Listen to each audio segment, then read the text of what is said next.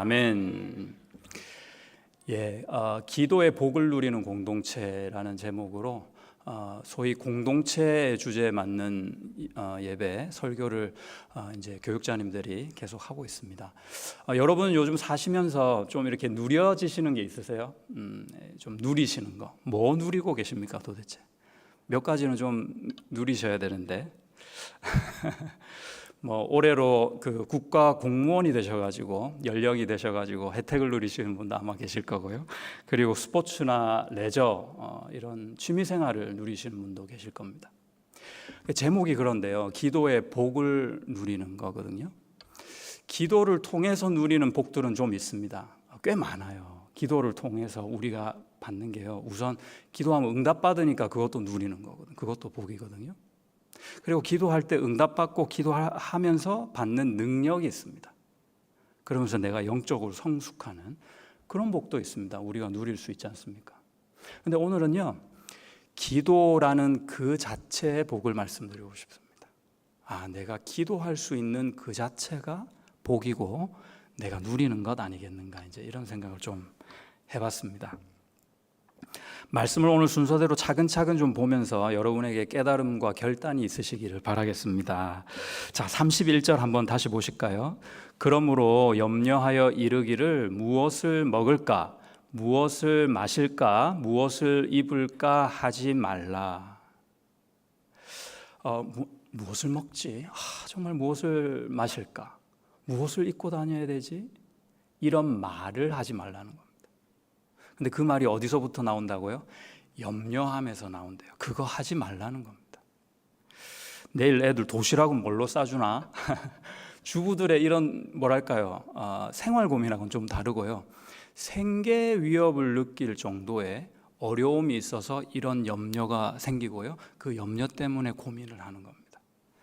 삶과 인생에 대한 아주 긴박하고 진지한 고민이죠. 그런데 그거를 하지 말라 하십니다. 어떤 혹자는 이렇게 질문하겠죠. 당장 지금 먹을 게 없고 지금 내일 렌트비를 내야 되는데 수중에 돈은 없는데 어떻게 이런 염려를 하지 않을 수가 있나? 정말 그러면 염려라도 해야 되는데 답답한 마음에 말이라도 좀 하고 녹두리라도 서로 좀 나눠야 되는지 그것조차 못하게 하는 것 아니냐? 그런데요, 단호합니다. 오늘 말씀은요, 그걸 하지 말라고 합니다. 하지 말라는 겁니다. 제가 곰곰이 생각해 봤더니 그럴 수 있는 사람이 부류가 좀 있더라고요. 한 부류는요, 저기 깊은 산골에 암자 같은 데 들어가서 또는 아주 산 중턱쯤에 있는 수도원에 들어가서 돌을 닦는 분이면, 세상과 아예 담을 쌓은 분이면 염려 안 할 수 있어요. 또 한 부류는 어떤 부류냐면요, 다 많아요. 다 차고 넘쳐. 수중에 돈이 차고 넘치고요, 좋은 사람들로 둘러싸여 있고 가족은 늘 행복해요. 하는 일마다 잘 돼. 그런 사람은 염려할 건덕지가 별로 없을 겁니다. 그러지 않고서는 우리 대부분의 사람은요, 염려하는 것이 당연합니다. 주님이 그걸 아셨을까요? 모르셨을까요? 아셨죠. 아셨으니까 그거 하지 말라고 하시는 거죠. 그럼에도 하나님께서 염려를 하지 말라 하면서 경계하시는 이유가 왜 그러냐면, 염려를 자아내는 밑바탕에 있는 이유, 원인들이 불순해서입니다. 이 불순한 동기 때문에 우리가 염려가 생기는 거거든요. 32절 보십시오. 이는 다 이방인들이 구하는 것이라 너희 하늘 아버지께서 이 모든 것이 너희에게 있어야 할 줄을 아시느니라. 이는 이방인들이 구하는 것이라 했을 때 잘 나타나지 않는데, 지금 오늘 31절에서 34절이요, 그 문장 구문을 볼 때, 구성 요소들을 볼 때 되게 특이한 점이 있습니다. 다 접속사들로 연결이 돼요. 그런즉, 그러니, 이유는 이렇게 계속 나옵니다. 32절에는 한국어로는 없어요. 사실 이는은 그것은 이라는 뜻이기 때문에. 그런데요, 32절에는 그 원인을 나타내는 접속사가 2개나 사실 숨어 있습니다. 근데 한국말에는 안 나오더라고요. 다 원인과 결과, 이유와 목적, 그걸로 다 하나로 연결되어 있습니다.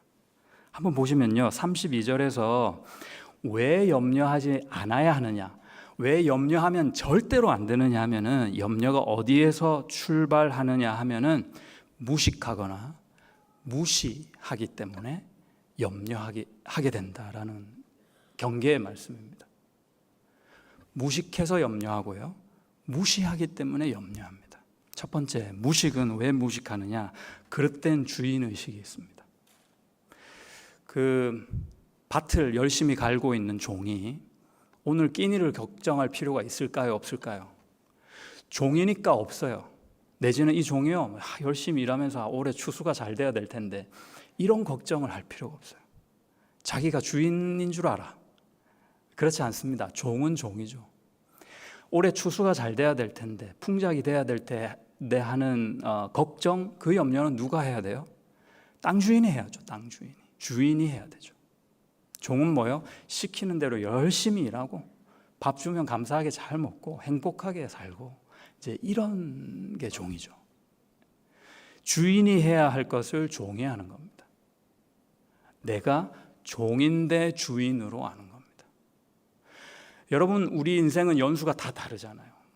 해, 월, 시 다 다를 겁니다. 근데 내 인생이 정말 내 걸까 하는 생각을 잠깐 해봤습니다. 저는. 내 인생이 정말 내 걸까? 하나님이 옛다, 여기 인생이 있으니 네 한번 네 거니까 네 마음대로 한번 살아봐라, 그러고 주셨을까? 그리고 그런 인생을 내가 지금 사는 걸까? 하는 생각을 한번 해봤습니다. 좀 저는 아닌 것 같아요. 내가 사는 이 인생이 내 인생이 아닌 것 같아요. 그러니까 내 인생이 내 마음대로 안 되는 거 아니겠습니까? 내 인생의 주인은 하나님이 아니실까? 하나님의 뜻과 경륜과 계획과 의도를 가지고 나를 통해서 하나님이 바라시는 역사를 이루어가고 계신 거예요. 똑같은 인물이 아브라함이었거든요. 이삭과 야곱이었습니다. 다윗이었고 모세였습니다. 그 중에 우리도 있는 겁니다. 하나님이 우리 한 사람 한 사람의 삶을 마치 실타래로 이렇게 누비면서 예쁜 옷을 하나 만들듯이 하나님이 원하시는 역사를 만들어 가고 있습니다. 우리 인생이 내 거라면요, 제일 좋은 방법은 예수 믿자마자 천국 갔어야 돼요. 그런데 무슨 뜻, 무슨 목적을 가지서인지는 모르겠지만 우리는 예수를 신앙하면서 이 인생을 살아갑니다. 내 마음대로 안 되는 이 인생을 살아가고 있는 겁니다. 우리의 삶의 주인은 예수님입니다.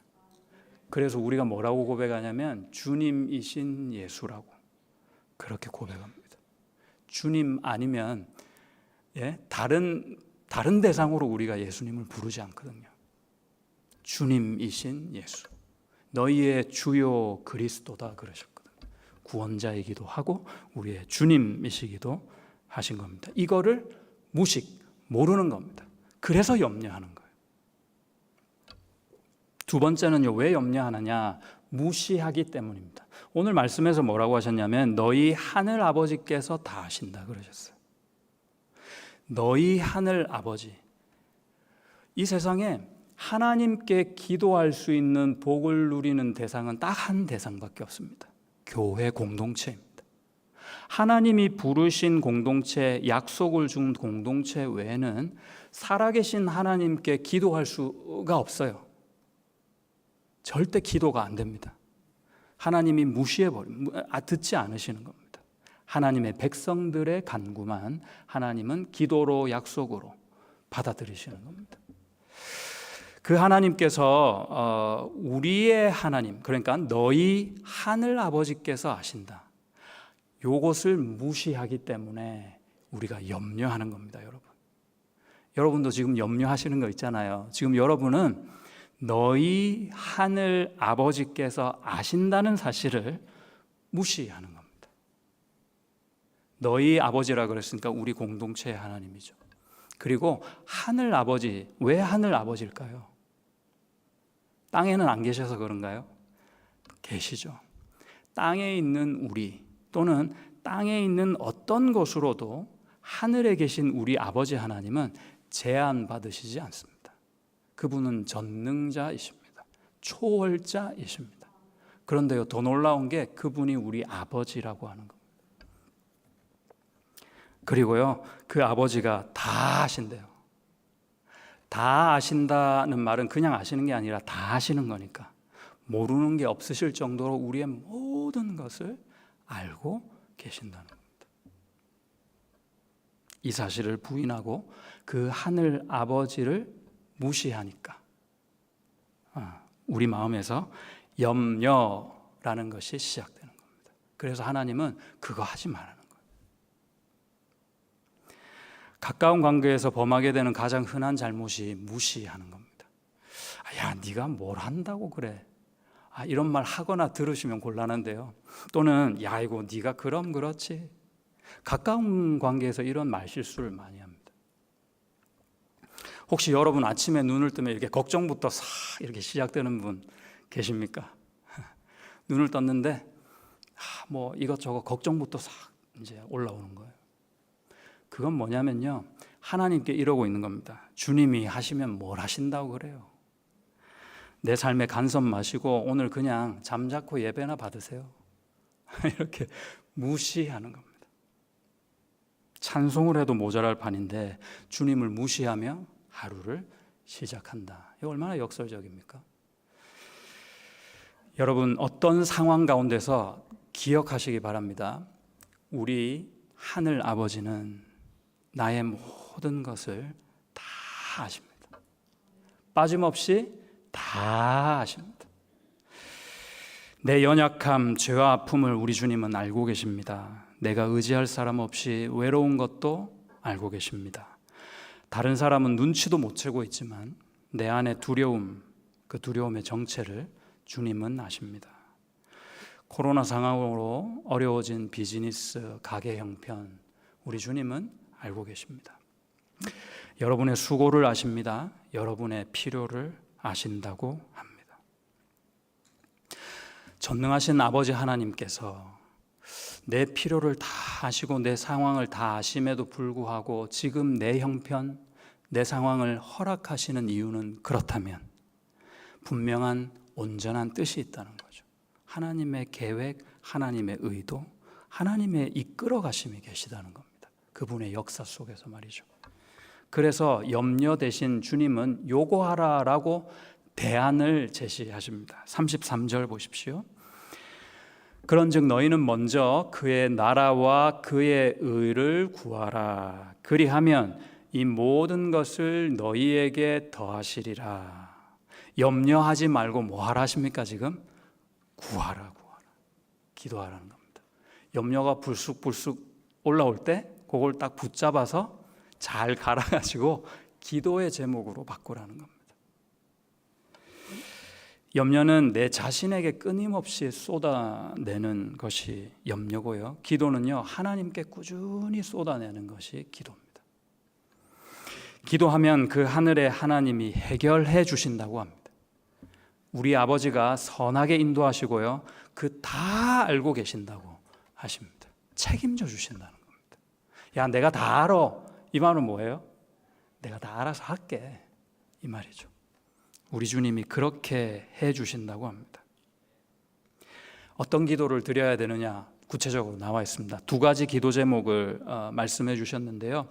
염려하지 말고 구하라 하셨는데 구하되 뭘 구하라? 첫 번째, 하나님의 나라 구하라. 하나님의 나라 구하라. 또 그분의 의를 구하라 했습니다. 하나님의 나라는요, 다른 게 아니라 어떤 다른 대상이 아니라 주님께서 다스리시는 그런 나라입니다. 가정도 될 수 있습니다. 우리 교회도 될 수 있습니다. 그리고 우리의 내면도 될 수 있습니다. 우리의 인생도 될 수 있습니다. 또 반대로요, 하나님의 나라는 내가 되지 않을 수도 있습니다. 이 교회가 하나님의 나라가 아닐 수 있는 부분도 있습니다. 우리 가정도 하나님의 나라 그 밖에서 머물고 있는 상태일지도 모릅니다. 하나님의 나라와 또 의를 구하라고 했습니다. 그 하나님이 다스리시는 그 나라를 다스리는 원칙이 있어요. 법칙이 있습니다. 그것을 의라고 합니다. 다스리시는 원리입니다. 도대체 그럼 하나님의 나라와 의를 구하라 했는데 뭘 어떻게 구해야 하나님 나라를 구하는 거고 의를 구하는 걸까? 믿음의 길을 걸어라는 거죠. 믿음의 길이 어디 쉽나요? 아까도 얘기했지만 당장 살아갈 길이 막막한데 어떻게 우리가 하나님의 나라만 구한다고 문제가 해결됩니까? 어떻게 그 의만 구한다고 내 문제가 다 깨끗이 해결이 되냐는 거죠. 그래서 말씀을 좀 자세히 볼 필요가 있습니다. 말씀을 한번 보시면 우리 두 가지를 발견하실 수 있는데요.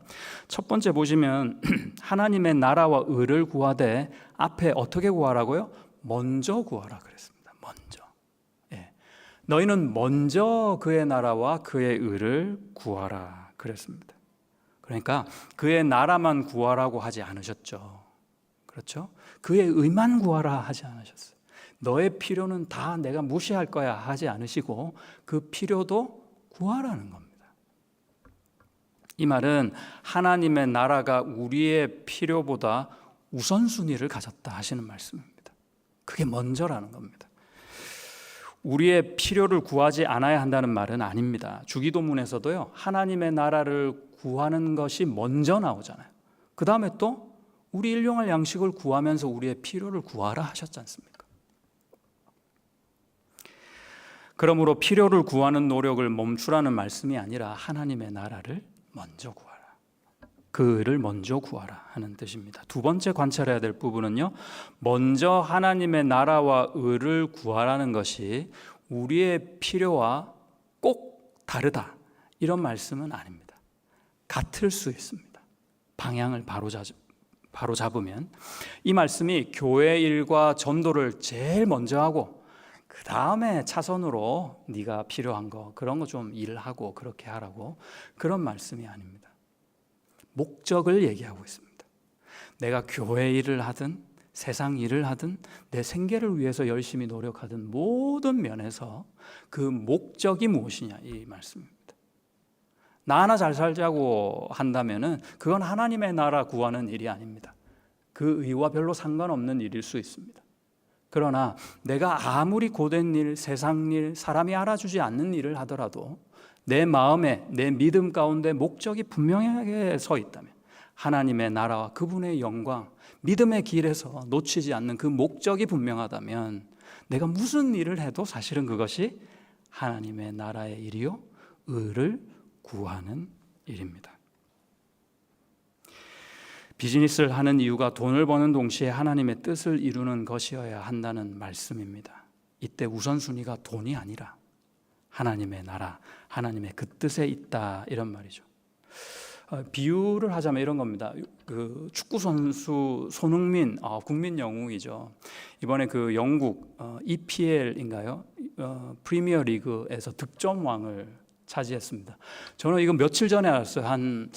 우리 목사님하고 한번 얘기했을 때는 한 일주일 전인가 알았어요. 제가 손흥민이 뭐 유튜브에서 잘 안 뜨고 제가 축구를 안 좋아하는 건 아닌데 잘 안 떠요. 그래서 잘 모르고 있었는데 이야, 이 사람이 대단하더라고. 어떻게 EPL에서 득점왕을 합니까? 2위가 살라고 3위가 호나우든가 아마 그럴 거예요. 대단한 기록이거든요. 그래서 깜짝 놀라서 봤는데 이제 그 밑에 내용을 조금 읽어봤어요. 손흥민이 득점왕이라는 데 가치도 있지만 그보다 더 손흥민이 가치가 있는 것은요, 구단 내에서 선수들 간의 분위기 메이커고요, 그 다음에 함께 뛰면 힘이 나는 선수라고 합니다. 그리고 팀 플레이어라고 합니다. 팀이 잘 돼야 자기도 잘하는 이제 그런 류의 선수라는 거죠. 그래서 감독 입장에서 보면 같은 능력을 가진 선수라면요, 득점을 해서 자기가 득점왕을 이렇게 한번 되겠다라는 선수보다는 팀 플레이를 잘해서 같이 성장하는 그런 선수가 감독 입장에서는 참 반갑고 좋은 선수거든요. 손흥민이 그런 선수라고 합니다. 그런 의미에서 득점왕은 정말 대단한 일이죠. 예수님의 말씀은 이런 겁니다. 득점왕 따위는 포기하라, 그런 말씀이 아닙니다. 득점왕 말고 그보다 팀의 우승을 위해서 득점왕도 하는 거예요. 팀의 우승이 우선순위가 될 때 내가 함께 발전해서 득점왕도 하는 거예요. 우선순위가 있고 그 둘은 함께 갈 수 있는 거라는 거죠. 그러면 무엇을 정말로 기도해야 될까? 어떻게 기도하는 것이 맞는가? 하는 질문이 생깁니다. 내가 하는 기도에 하나님의 나라와 의라는 타이틀이 지금 딱 붙은 거예요. 그냥 단순히 아무개 개똥이의 기도가 아니라 나를 통해서 하나님의 나라와 의가 움직일 수 있는 특권이 생긴 겁니다. 얼마나 엄청난 타이틀입니까? 그러면 그에 맞는 태도로 기도해야죠. 사도행전 1장 14절에서는 성령을 기다리던 사도들이 한 120명의 문도가 이렇게 기도했다고 합니다. 1장 14절 뒷부분에 보면은 오로지 기도에 힘쓰더라. 기도 외에는 다른 거 안 했다는 겁니다. 오로지 기도에만 힘쓴 거예요. 우리도 기도는 하죠. 그런데 기도를 덧붙이죠. 구색에 맞추기 위해서 기도를 할 때가 많습니다. 그런데 이들은 오로지 기도만 했다는 거죠. 식사하기 전에 우리 기도하거든요. 근데 정말 하나님께 정말로 만나를 공급받는 마음으로 감사해서 하기보다는 좀 찜찜하고 기도 안 하고 먹었다가 체할까 봐 기도할 때가 많습니다. 교회 일을 할 때도 그렇습니다. 찬양대 연습 시간이 늦었으니까 야 빨리 기도하고 시작하자. 기도 빨리 하고 해치우겠다는 겁니다. 구색 맞추는 기도죠. 여러분 기도를 아예 안 하면 괜찮아요. 그런데 이런 식으로 기도하고 나는 기도함네 했네 라고 생각하는 것은 훨씬 위험합니다. 기도한 줄로 알거든요. 오늘 이후라도 여러분 우리 모두의 영적 우선순위가 재정립되기를 바라겠습니다. 성령을 기다리던 사도들이 회의한 것이 아닙니다. 토론하고 설득하고 논쟁하고 집단 행동에 나서지 않았습니다. 오직 기도에 전념했다 했습니다. 그랬더니 불의 혀같이 갈라지는 소리가, 그 불의 혀같이 갈라지는 불똥 같은 성령이 각 사람의 머리 위에 팡팡팡 하고 임하는 겁니다. 성령을 받은 겁니다. 그렇게 기도했더니 여러분 우리가 지금 모여있는 우리라는 교회는 그렇게 시작됐습니다. 원래 우리 색깔이 그런 거예요. 우리의 교회가 그렇게 시작된 겁니다. 교회는 민주적인 곳이 아니라 영적인 곳입니다. 교회 공동체는 기도하는 곳입니다. 여러분은 지금 무엇을 간절히 소망합니까? 무엇을 간절히 또 준비하고 계십니까? 중요하고 급한 일일수록 기도가 시간 낭비 같다 생각할 때가 종종 있습니다. 저도 그렇습니다. 비효율적인 준비 같다 생각할 때가 있습니다. 그러나 기도할 때 그 기도를 통해서 가장 큰 능력으로 우리 하나님은 역사하십니다. 할렐루야. 그렇습니다. 그들의 기도는 간절했습니다. 세상과 자신을 완전히 잊어버릴 정도로 기도의 핵심에 완전히 들어가 있는 겁니다. 깊이 있는 기도로 들어갔었습니다. 기도는 영적인 발버둥입니다. 영혼의 통곡입니다. 내 안에 있는 것이 아픔이든 상처든 두려움이든 주님 앞에 다 쏟아놓는 거예요. 저도 약간 걸쳐서 그 세대이긴 한데요. 저희 이제 집에 쌀통이 옛날에 있었잖아요. 1번 누르면 1인용, 2번 누르면 2인용, 이런 공감이 안 되시는 분들도 계시고 양해하고 들으세요. 그 쌀통에 이제 어머니가 야 쌀통에 쌀 넣어라 이러시면 쌀 이제 부대를 가져다가 남자니까 거기다 넣잖아요. 쫙 한참 들어가거든요 쌀통에. 그러면 이제 한 톨이라도 못 넣을까봐 나중에 막 부대를 막 접고 문지르고 털고 막 이러잖아요. 다 넣으려고. 기도할 때 그래야 합니다. 한 톨이라도 남김없이 쏴 그냥 다 하나님께 맡겨야 되는 거예요.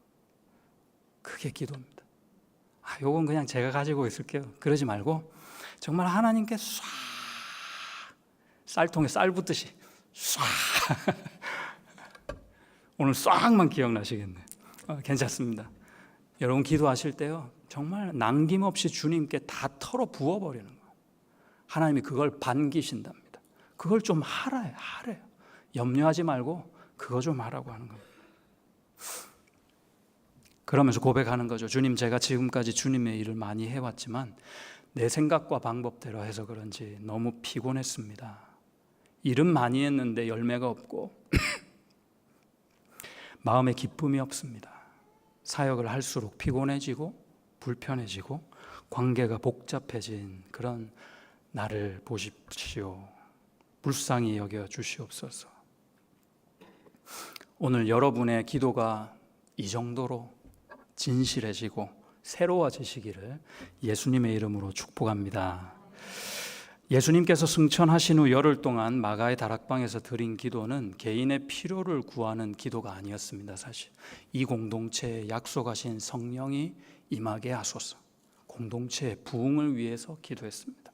오로지 그것을 위해서 계속 기도한 겁니다. 개인의 골방 기도가 우리의 영적인 성장을 이룰 수 있죠. 성숙해질 수 있죠. 우리의 필요를 아뢰일 수 있습니다. 그러나